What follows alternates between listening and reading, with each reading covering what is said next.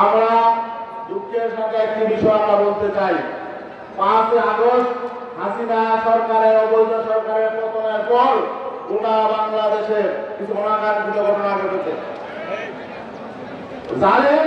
জালেমদের বিরুদ্ধে আমাদের আন্দোলন ছিল, সংগ্রাম ছিল, বৈষম্যের বিরুদ্ধে আন্দোলন সংগ্রাম ছিল, কিন্তু আমরা নিজেরা তো জালেমের ভূমিকা অবতীর্ণ হতে পারি না। কেউ যদি অন্যায় করে থাকে তার বিচার হবে, কিন্তু কেউ নিজের হাতে কারো বিচার দায়িত্ব তুলে নেওয়া ঠিক হবে না। অনেকে বিভিন্ন জায়গায় অগ্নিকাণ্ড ঘটিয়েছেন, বিভিন্ন জায়গায় মানুষের উপর আক্রমণ করেছেন, ঘর বাড়িতে আক্রমণ করেছেন, ব্যবসা প্রতিষ্ঠানে আক্রমণ করেছেন, চাঁদাবাজি শুরু হয়ে গেছে।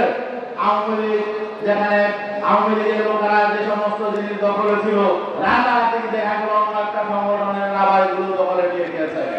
এই দখলবাজির রাজনীতির জন্য ছাত্র সমাজ এই জনগণের অভ্যুত্থান ঘটায় নাই।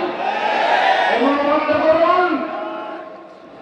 আজকে যারা দখলবাজির রাজনীতি আবার নতুন করে শুরু করেছেন, মানুষের উপর জুলুম শুরু করেছেন, চাঁদাবাজি শুরু করেছেন, এগুলোর রিপোর্ট কিন্তু আমরা রাখছি, আপনাদেরকেও ছাড়া হবে না।